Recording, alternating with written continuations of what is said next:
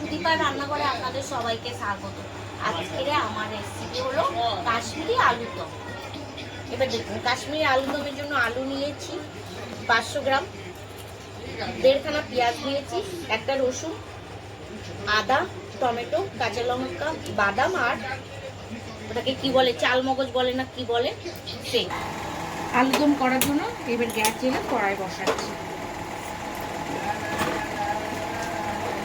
গরম হয়ে গেছে, এবার কড়াইটা আবার হালকা গরম হয়ে গেছে। এবার আমি এতে তেল দেবো। আলুর দমটা করার মতো একেবারে আমি পরিমাণ মতন তেল দিয়ে দেবো, কারণ এটা কাশ্মীরি আলুর দম হবে তো একটু বেশি তেল দেবো। আলুটা ভাজে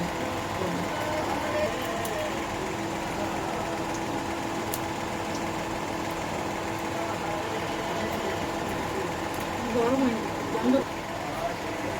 কাশ্মীরি আলুর দম করার জন্য কাঁচা মানে শুকনো লঙ্কাটা এমনি কাঁচা বাটলেও ভালো লাগে, কিন্তু আমি একটু তেলে ভেজে বেটে দেবো, কারণ এটা বেশ ভালো টেস্টি লাগে, তাই জন্য তেলে ভেজে বেটে দেবো।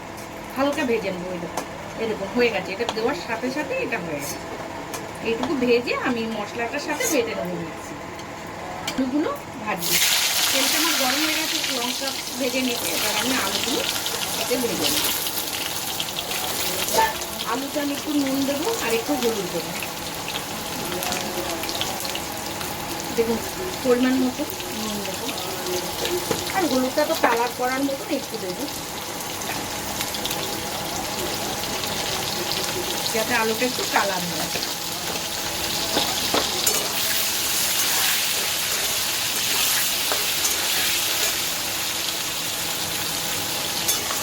এটা এবার আমি লাল লাল করে ভেজে নেব। এটা হয়ে গেছে, আলুটা ভাজা হয়ে গেছে। এবার আমি আলুটাকে তুলে নেব।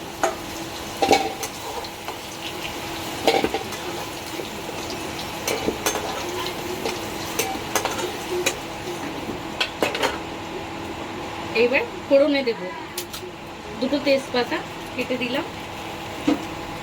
আমরা শুকনো লঙ্কা ফোড়নে খুব ভালোবাসি, শুকনো লঙ্কা দিলাম, একটু গোটা গরম মশলা, একটা ডালচিনি, একটা এলাচ, 3টে লবঙ্গ, আর এই যে একটু জিরে, এটা আমি ফোড়নে দিলাম। এটা হয়ে গেছে, এবার আমি মশলাটা দেব।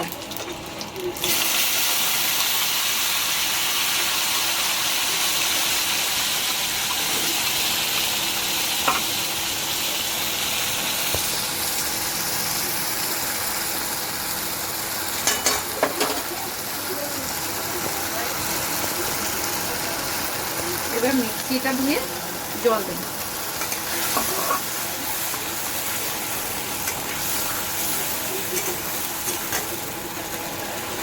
এর মধ্যে আমি আলুর দমে পরিমাণ মতো নুন দিয়ে দেব।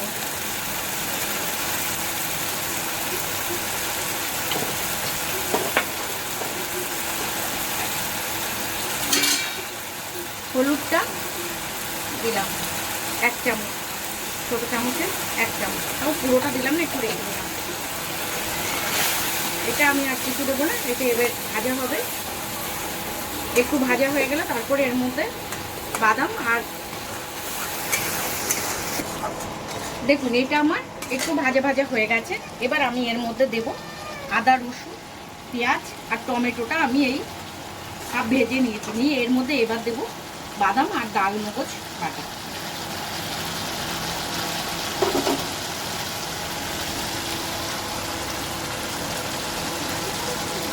এবার মিক্সিটা দিয়ে ওতে আমার একটু জল দেবো।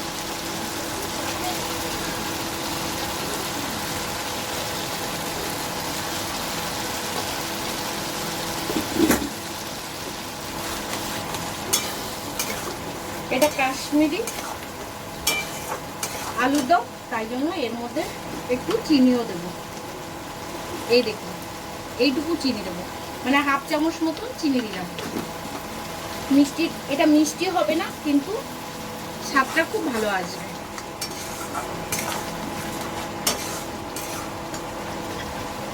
লঙ্কার গুঁড়ো আমি দেবো না, কারণ আমি এর মধ্যে লঙ্কা ভেজে বেটে দিয়েছি, ওটাতে খুব ঝাল হবে। এবার আমি দেবো লঙ্কা, কাশ্মীরি লঙ্কার গুঁড়ো, যাতে কালারটা খুব ভালো হয়, কিন্তু আমি পরিমাণ মতনই দেব।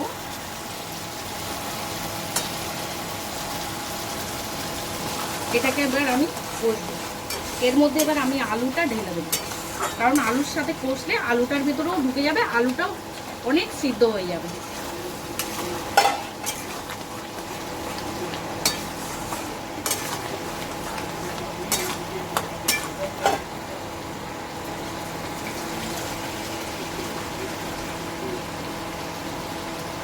এই আলুর দমে দেওয়ার জন্য আমি এপাশে জল গরম বসাচ্ছি। গরম জল দিলে খুব ভালো লাগে। এটা কষতে কষতে এর থেকে একদম তেলটা ছেড়ে দেবে। এটাকে আমি একটু জল দিচ্ছি, গরম জল দিয়ে এটাকে আরেকটু 5 মিনিট মতো কষিয়ে নেব। গরম জল দিয়ে তারপরে জল দিয়ে দেবো। এটা যত কষবেন তত বেশি ভালো লাগবে। নামানোর আগে ঘি আর গরম মশলা দিয়ে নামিয়ে নেবেন।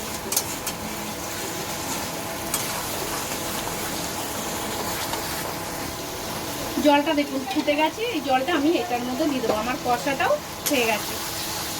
দেখুন খুব সুন্দর, কড়ার গায়ে আর লাগছে না, পুরো তেল ছেড়ে দিয়েছে। এবার এই জলটা আমি এর মধ্যে দিয়ে দেবো, পুরোটাই দিয়ে দেবো, কারণ আলুগুলো একটু সিদ্ধ হবে। ফুটান্ত জল দিয়েছি, তাই জন্য এটাকে আমি কম আঁচ করে 10 মিনিট রেখে দেবো ঢাকনা চাপা দিয়ে।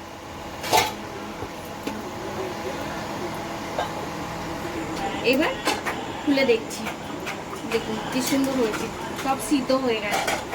এবার আমি এর মধ্যে এই যে কাঁচা লঙ্কাগুলো আমি মুখগুলো কাটিয়ে রেখেছি এর মধ্যে দিয়ে দিই। যার ভালো লাগবে সে খাবে। আপনারা এর মধ্যে ধনেপাতা দেবেন, খুবই ভালো লাগবে। আমার কাছে ধনেপাতা নেই, তাই জন্য আমি দিলাম না। এই দেখুন আমি অল্প করে দিয়ে দিলাম। গ্যাসটা বাড়িয়ে দেবো। এবার একটু গরম মশলা দেব।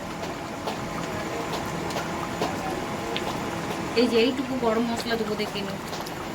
এটা আমার বাড়িতেই বানানো, কিনা না কিন্তু। আলুর দমটা হয়ে গেছে, এবার আমি নামিয়ে দেবো।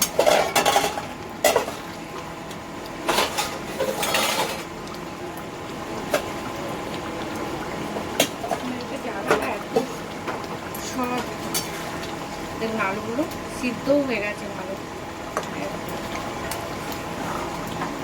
আপনারা খেয়ে বলবেন কেমন হয়েছে, কমেন্ট করে জানাবেন। একটু লাইক করবেন, শেয়ার করবেন আর কমেন্ট করে জানাবেন কেমন হয়েছে।